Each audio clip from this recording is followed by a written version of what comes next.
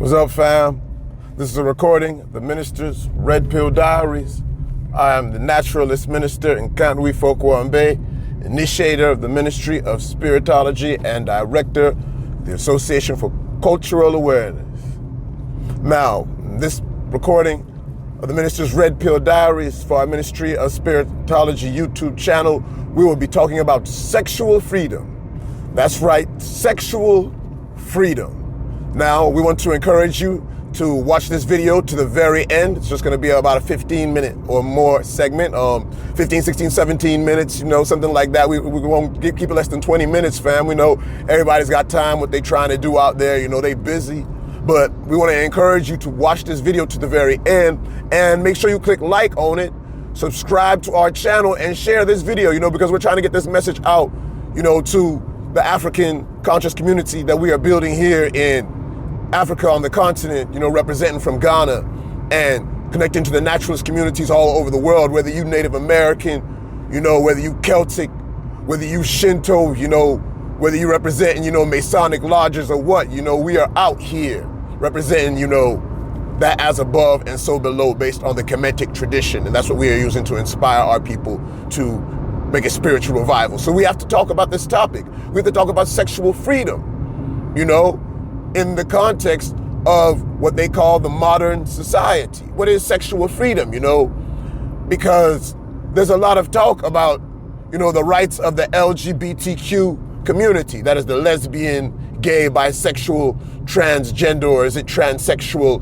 and queer community. The rights of individuals to express themselves sexually in ways which are not considered the moral norm. And, when we're to talk of moral norm, we're talking about in the context of the Judeo-Christian, Islamic, Abrahamic spiritual traditions. And as a naturalist minister, our foundations in spiritology flow from what is real, what is universal consciousness, what is natural law, what is manifest in reality around us.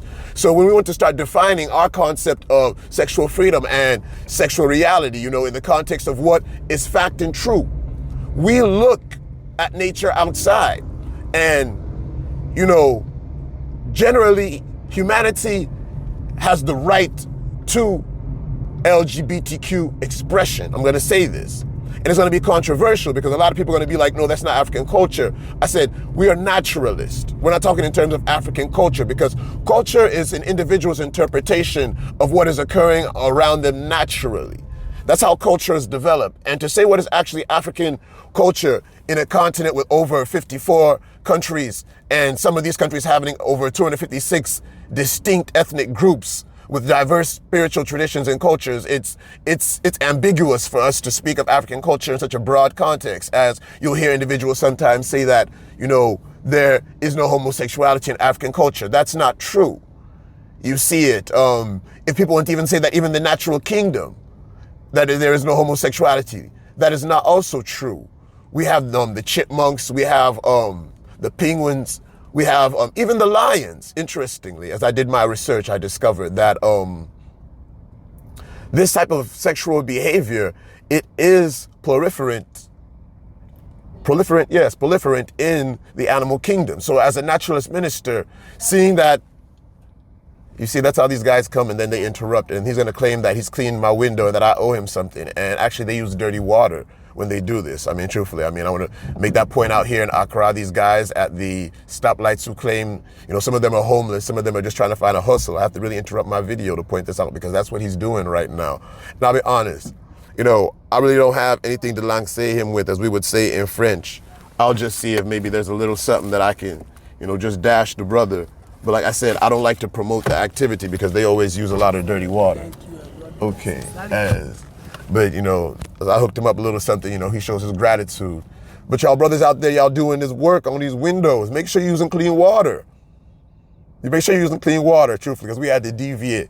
And I'm gonna let that time get into the script so that we can drop on this topic, because we were talking about sexual freedom. And, I wanted to start breaking it down in terms of understanding that as well as there's LGBTQ out there, and the LGBTQ community is very stern in its stand on its guarantee and right to its sexual freedom and practice. We have spiritual rights and human rights for polygamy.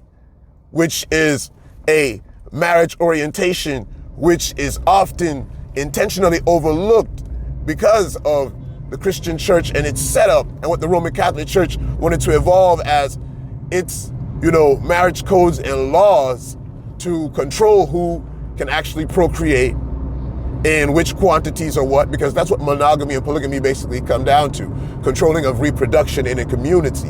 And the church, when it was establishing its feudal system, came out hardcore and only wanted polygamy to be a guaranteed right of the monarchies and the lords, and established this hard concept of adultery and denial of divorce to also further enforce that fact. And that's why you come out with someone like Henry VIII forming the Anglican Church, and the Anglican Church being based on polygamy today, even though there's going to be some conflict in Christianity about doctrines and blah, blah, blah, and all that. I don't want to get into all of that because we're burning time on this video. But, when we talk of polygamy, there's polygyny.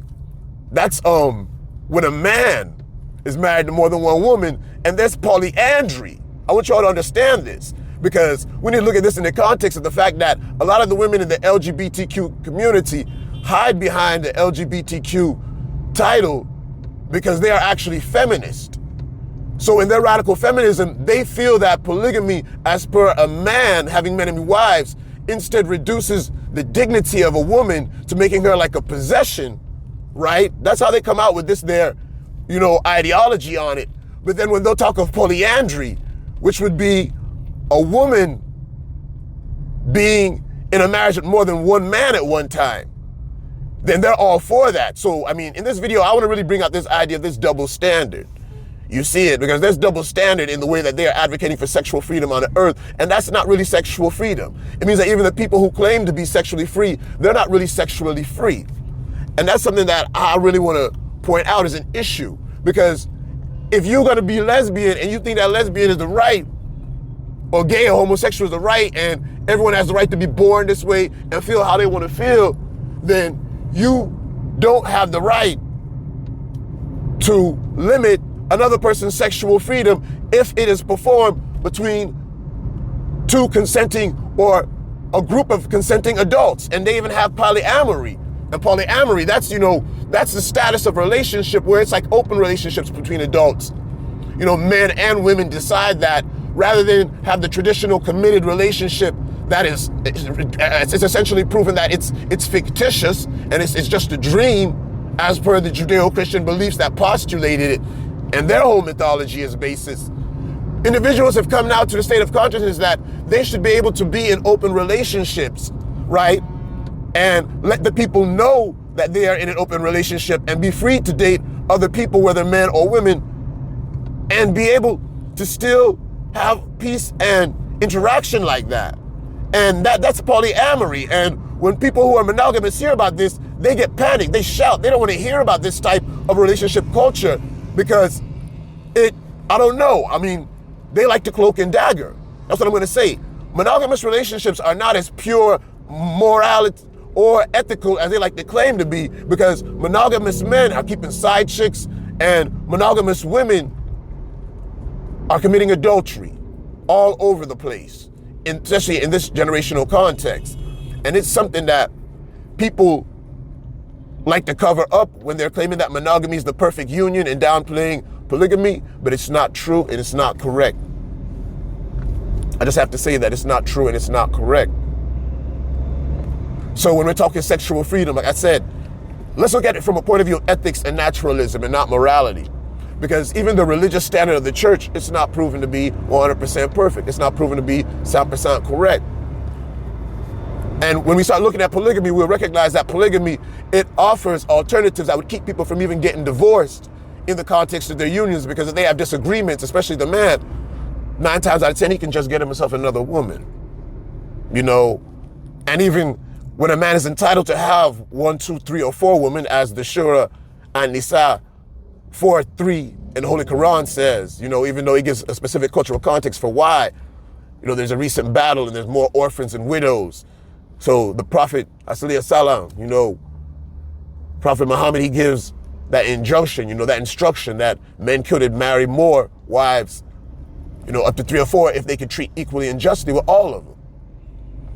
So, When we're talking polygamy, we're not just talking polygamy in a lustful context. No, we're talking polygamy in the context of it being a legitimate marital orientation, which is being downplayed for the wrong moral reasons to enforce particular religious dogmas.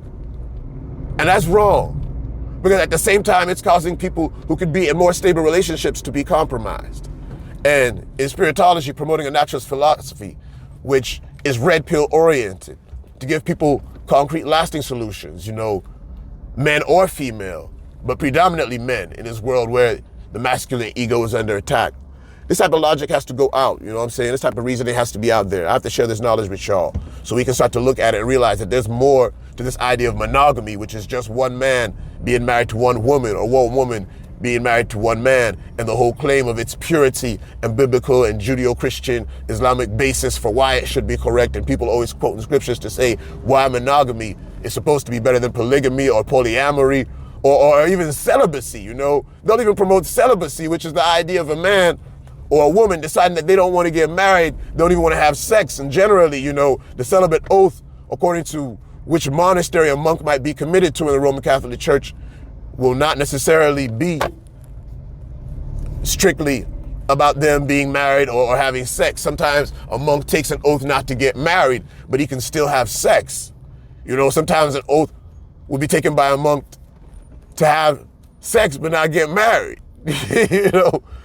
So it has its ways of looking at it. Like I said, when you want to talk of sexual freedom, we have to come out and break down this reality term by term using these Greek terminologies, even though it's something that manifests in every culture that is naturalist, except, the modern capitalist system, they want to downplay it and give it a different mentality and way of being looked at, recognizing that, there are even people out there who don't necessarily want to be monogamy. They want to be asexual. There are people who actually, they get their drive off of just focusing on their work, their ideologies, and not even wanting to have sexual interaction. And when you realize that you have, these varying dimensions of sexual orientation and sexual activity, before we went to even start talking about LGBTQ and the way that, the Black Lives Matter community came out and tried to even say that they were against cisgender relationships, that they were going to dismantle the orientation and, general, what they called privilege for normal male and female relationships. I'll be honest, that was wrong. That was a low blow. That was incorrect. That's promoted me wanting to even make this video, because when we see that these movements are coming out here and giving themselves that orientation against monogamous relationships, against normal, what they call cisgender, which is just normal man to female relationships, and they want to instead promote the LGBTQ community over recognizing that even polygamy is another form. Like I said, it's about this toxic femininity and feminism wanting to drive the discussion on sexual freedom. And that's wrong. That's not correct. You see it. If it's sexual freedom, it's sexual freedom. So long as it's between consenting adults who are mature enough to understand what they're doing, meaning bestiality is out. Bestiality has nothing to do with, consenting adults. That's not even humans. Pedophilia is out. Pedophilia is a violation because it has nothing to do with consenting mature adults. You feel me? Those are the two sexual violations which are not even just taboo, they're wrong. They don't even find themselves constituted in what we will call the animal kingdom. And we're talking about animal now in the context of the rational human phylum, the rational human grouping of what we are. So y'all can be sexually free, don't violate the kids, no pedophilia. Y'all can be sexually free, don't violate the animals. And y'all can be sexually free if somebody is mentally incapacitated, don't violate them. Because then that goes against the sexual freedom that you claim to hold so dear, that you want to actually uphold. Because you can't be claiming to be sexually free when you violate other people's right to consent. Now, that's why I want to end this video. I've been an interfaith minister, the naturalist minister in Kanwi Folkwar and Bay, the initiator of the Ministry of Spiritology, and director of the Association for Cultural Awareness. Hoping that if you like this video, like I said, let me encourage you again, make sure that you click like on the video, share it, subscribe to our YouTube channel, because we'll be creating more content for you all to keep you enlightened on a spiritual path that the Ministry of Spiritology has initiated for everyone in the conscious community all over the world. That's why I'm going to say peace, profound peace.